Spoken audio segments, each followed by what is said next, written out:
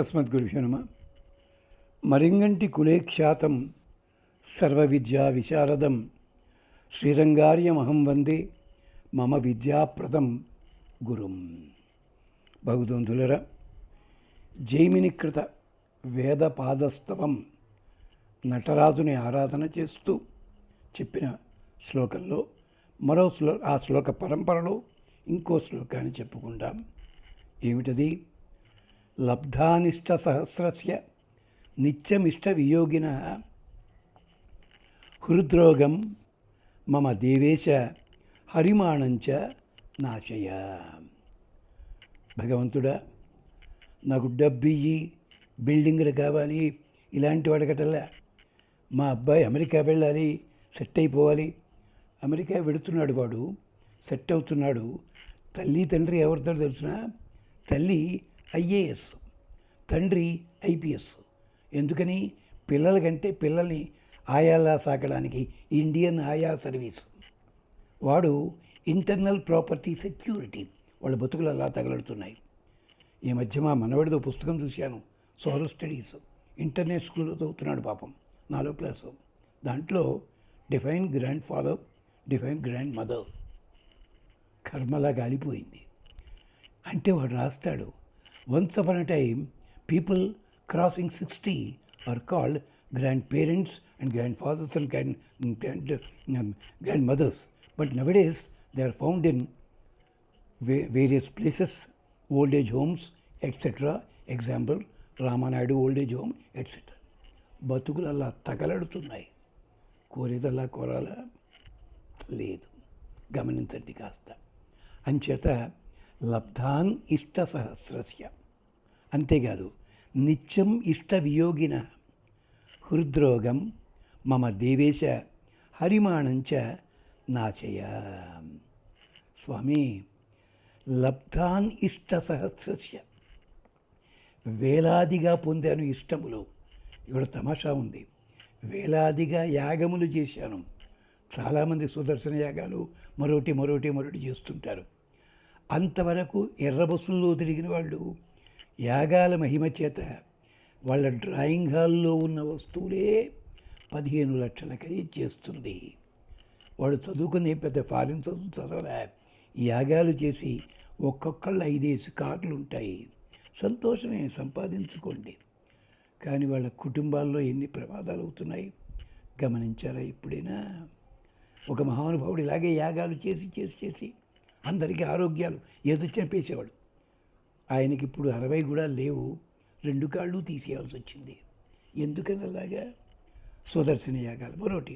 ఒక్కసారి గమనించండి. అయ్యా, యాగాలు తప్పు కాదు, యాగాలు చేయించండి.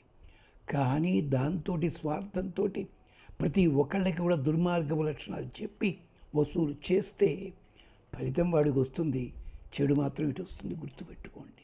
దాన్ని అత్తర బెడిసి కొట్టుడా అంటారు. చూసుకోండి, ఒకసారి లిస్టు తిరిగేసుకోండి. క్షమించండి. లబ్ధాన్ ఇష్ట సహస్రస్య, ఇది ఏనాడో నారద పురాణంలో, పద్మపురాణంలో చెప్పాడు. కలియుగంలో ఇలాంటివి ఎక్కువ అవుతాయి అన్నాడు. అది లబ్ధాన్ ఇష్ట సహస్రస్య నిత్యం ఇష్ట వియోగిన. ఇంత చచ్చి చెడు సంపాదించాడు కదా, వీడికి ఇష్టమైన వాళ్ళ దగ్గర ఉంటున్నారండి. లేరే, ఏం చేస్తావు నువ్వు? అది వెనకటికి ఒక పిల్లవాడు, తండ్రి లేడు, తల్లొక్కతే ఉంది, 1 ఎకరా స్థలం ఎంతో ఉంది, అదే చేసుకుంటున్నారు. ఓ రోజుని ఆ సాగుబడి కోసం తవ్వుతుంటే టంగ్ చప్పుడు అయింది. ఏమిటా అని చూశాడు. చూస్తే రాళ్ళు అడ్డం ఉన్నాయి. రాళ్ళు తీస్తే లోపలేవో కుండల్లా ఉన్నాయి. వెంటనే తల్లితో అన్నాడు, అమ్మా, ఈ కుండలు తవ్వద్దు, లంకి బిందెలు ఉచ్చిపోతాను, ఇవాళ ఇంటికి వెళ్ళిపోదాం, ఇదంతా పూర్తి చేసి వెళ్ళిపోదాం, రేపు నేను పెందాళ్ళే వస్తాను, తవ్వుతుంటాను, నువ్వు నాకు భోజనం పట్టుకొద్దు కానీ అన్నాడు.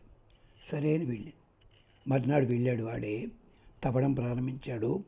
బ్రహ్మాండ లంకి బిందెలకై కోట్లు విలువ చేసే నగలన్నీ ఉన్నాయి దాంట్లో. అప్పుడు వాడికో ఆలోచన వచ్చింది. ఇవి ఇంటికి పట్టుకెడితే తనకు కావాలని అమ్మ కూర్చుంటుంది, నేను పెళ్లి చేసుకునే పిల్లగాత ఎటు కాకుండా పోతుంది కనుక ముందు ఆవిడని లేపేస్తే ఎలా ఉంటుంది అనుకున్నాడు. ఇదంతా మళ్ళీ పూర్తి చేసేసాడు. పూర్తి చేసి ఆ తల్లి వచ్చింది. ఏమిట్రా ఏమైంది? ఆ లోపల బంగారు నగలు ఉన్నాయమ్మా, పగటిపూట తీసుకెళ్తేను అందరూ గుర్తుపట్టేస్తా అని చెప్పి మళ్ళీ మూసేశాను, సాయంకాలం తీసుకొస్తాను ఇంటికి అని. ఆవిడ ఇంటి దగ్గర ఏం ఆలోచించో తెలుసా? ఈ నగల మూటలు వాడికి దొరికితే నేను ముసల్దాన్ని, నన్ను ఎక్కడో పారేసేయకూడదు అన్న కూర్చొని తిరుగుతాడు వీడు. చేత ఆ డబ్బు నా దగ్గరే ఉంటే నేను 10 మంది కాదు, నాకు గొప్పగా ఉంటుంది నాకు అని చెప్పి కలిపిన పట్టుకొచ్చిన అన్నం లోపల గన్నేరు పప్పు ఇవన్నీ విషం కలిపి పట్టుకొచ్చింది, వాడికి పెట్టబోయింది. వాడన్నాడు, అమ్మ ముందు నువ్వు తినేసి, నువ్వు తిన్న తర్వాత నేను తింటాను. కాదు, లేదా నువ్వే తినాలి. పెడుతుండగానే వాడు గొడ్డలి తీసుకుని తల్లిని పెడిమని కొట్టాడు, చచ్చిపోయింది. వాడు ఆ విషం కలిపి అన్నం తిన్నాడు, వాడుకుపోయాడు, భూమి అలాగే ఉంది. చుట్టుపక్కల వాళ్ళంతా నవ్వుకుంటున్నారు, ఏమైందని చూశారు. తప్పితే లంకెల బిందెలు ఏం చేయాలని ఎత్తి నోరు కొట్టుకుంటున్నారు. అప్పుడు ఒక యోగీశ్వరుడు దారినే పోతున్నాడు, పరివ్రాజకుడు. ఒరే, ఆ డబ్బు మీరెవ్వళ్ళు తీసుకోకండిరా, లోకక్షేమానికి ఉపయోగించండి. అది ఎంచేత మాతాపుత్ర విరోధాయ హిరణ్యాయ నమో నమః. నగల మూట బయట పడకుండానే తల్లికి కొడుక్కి విరోధం పెట్టి ఇద్దరిని చంపిందే ఆ డబ్బుకి నమస్కారం.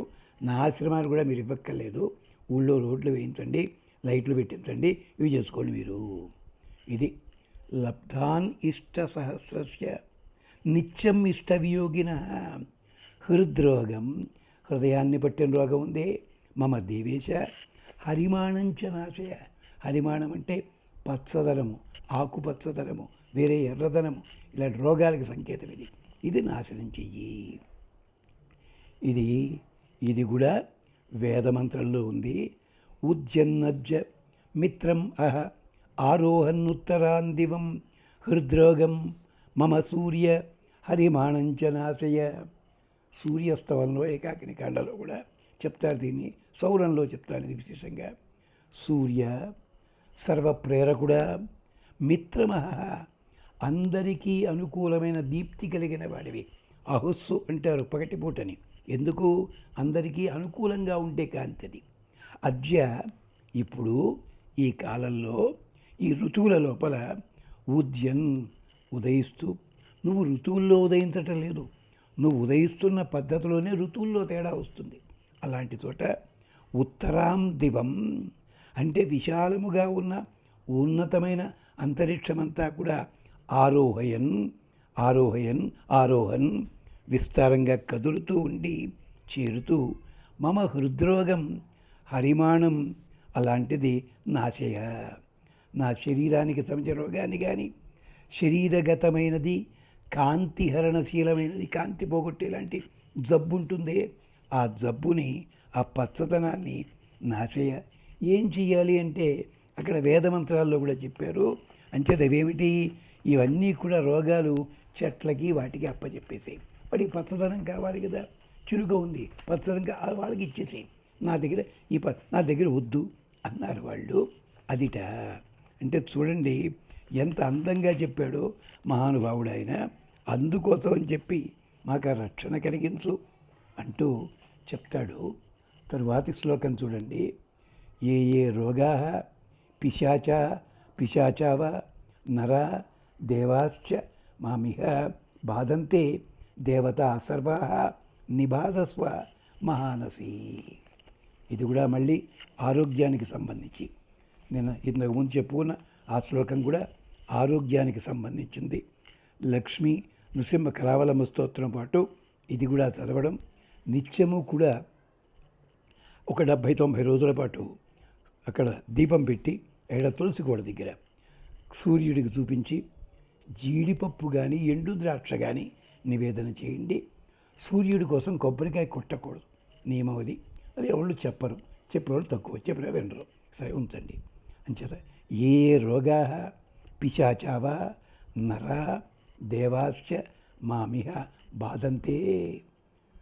నన్ను బాధ పెట్టేవాళ్ళు దేవతలను బాధ పెడుతుంటారు. కొందరు ఉంటారు దేవతల్లో వ్యతిరేక శక్తులైన వాళ్ళు కానీ, రోగములు కానీ, పిశాచములు కానీ, మానవులు కానీ, ఎవళ్ళైనా కానీ వాళ్ళందరూ బాధిస్తూ ఉంటారు.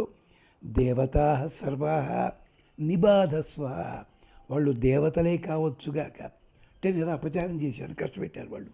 చేత ఆ బాధ తొలగించు, నిబాధస్వ. అంటే బాధ ఎలా తొలగించాలి? వాళ్ళని అపచారం చేసే బుద్ధి నాకు లేకుండా కలిగించు, తద్వారా వాళ్ళకి కోపాలు తగ్గుతాయి. దుర్మార్గులు ఉంటారు, అది తొలగించు నువ్వు. అంచేత మహాన్ అసి, గొప్పవాడివి నువ్వు. అంటే వరాలు ఇస్తావు, వరములలో తేడా వస్తే మాకు శిక్ష వేయిస్తావు. నువ్వు వేయకూడదు కనుక ఏ విష్ణువు ఇంకెవరికో చెప్పి వాళ్ళ చేత చేయిస్తావు, ఇది మాకు తెలుసును. ఇంచేత ఆపరేషన్ చేసే డాక్టర్ కరకరకర కోసేస్తాడు, కోపం ఉందా నీ మీద? నీకు ఆరోగ్యం సరిచేయాలంటే కోసి తీరాలి దాన్ని, ఇది పద్ధతి అన్నమాట. అందుకని చెప్పి అలాగే అదే మంత్రం ఋగ్వేదంలోది. ఏమిటి? 8వ మండలంలో ఉంటుంది అది. పదా పణీన్ అరాధస నిబాధస్వ మహానసి నహిత్వా కహ చన ప్రతి. పణీన్ అరాధస, పణులనే రాక్షసులు ఉన్నారు. వాళ్ళెవళ్ళు? ఆవులు దొంగిలించిన వాళ్ళు. సరే, అది కాదు ఇక్కడ. పణీన్ అంటే లుబ్ధులు, అంటే వాడు తినడు, ఇంకోడికి పెట్టడు, అనుభవించడు. ఒక కవి చెప్పాడు, లోభి వంటి పరమదాత ఎవడు ఉండడన్నాడు. ఇంచేత మనం దానం చేస్తూ ఉంటే ఇచ్చే ముందు ఇలా చూసి ఇస్తున్నాం, బాగానే అనుకుంటా అంట. అంటే మనం చూసి ఏడ్చి దానం ఇస్తాం. లోభి ఉంటాడు, ఆ డబ్బుని వాడు చూడడు, వాడు అనుభవించడు, దానం చెయ్యడు. వాడు పోయిన తర్వాత మాత్రం వాడి సంపద అంతా ఎవడికో పెడుతుంది. అంచేత లోభిని మించిన గొప్ప దాత ఎవడూ లేడయ్యా అన్నాడు సంస్కృత కవి, ఒక మహానుభావుడు. అలాగే పణీన్ అరాధస, నిన్ను ఆరాధించరు. ఎలాగా? కేవలము ధనము కలిగి ఉంటారు వాళ్ళు, యాగాలు చెయ్యరు. చాలామంది చూడండి, బ్రహ్మాండంగా సంపదలు ఉంటాయి, దేవుడికి దీపం పెట్టరు, పూజ గది అని పెట్టుకుంటారు తప్ప దాంట్లో ఏం ఉండవు. టైం ఎక్కడుంటుంది మాకు? పూజ గదిలో ఏసీ పెట్టుకోవడం అక్కడి నుంచి. ఏమిటోండి నాకు అక్కడ కూర్చున్నారు, అక్కడ తగ్గలేము, ఏసీ బాగానే ఉంది కదా. ఇలాగా అంటే ఆర్భాటాలు ఎక్కువ. ఇది కూడా నారద భాగవత ఇత్యాది పురాణాల్లో కలియుగంలో ఎంత తమాషాగా ఉంటారో చెప్పారు. అదనమాట అరాధస అంటే కేవలము ధనం కోసమే ఉంటారు తప్ప యాగాలు చేయని వాళ్ళు. పద ని బాధస్వ, వాళ్ళందరినీ కూడా వాళ్ళ చరిత్రల్ని బాగా బాధించు నువ్వు, వాళ్ళు మా దగ్గరికి రాకూడదు. త్వాం కశ్చన ప్రతి నకి, నిన్ను ఎవ్వళ్ళు కూడా ఎదిరించలేరయ్యా. మా తాతగారు ఉండేవారు అప్పకొండమాచార్యుల వారని. కోస్తా జిల్లాలు, దాదాపు అన్ని జిల్లాల్లో మా వాళ్ళ ఇళ్లలో, బ్రాహ్మణ ఇళ్లలో పెళ్ళిళ్ళు చేయించడానికి వెళ్ళేవారు. ఆ రోజుల్లో బస్సో లేకపోతే నావో ఇలాంటి రైలు కూడా చాలా తక్కువ. దానికి అయ్యే ఖర్చు తీసుకునేవారు తప్ప పెళ్ళి ముహూర్తం పెట్టాలి, జాతకాలు చూసేవారు కాదు. పేర్లు అడిగేవారు, గోత్రం అడిగేవారు, పెట్టేవారు. గంటగా అయ్యేది అది.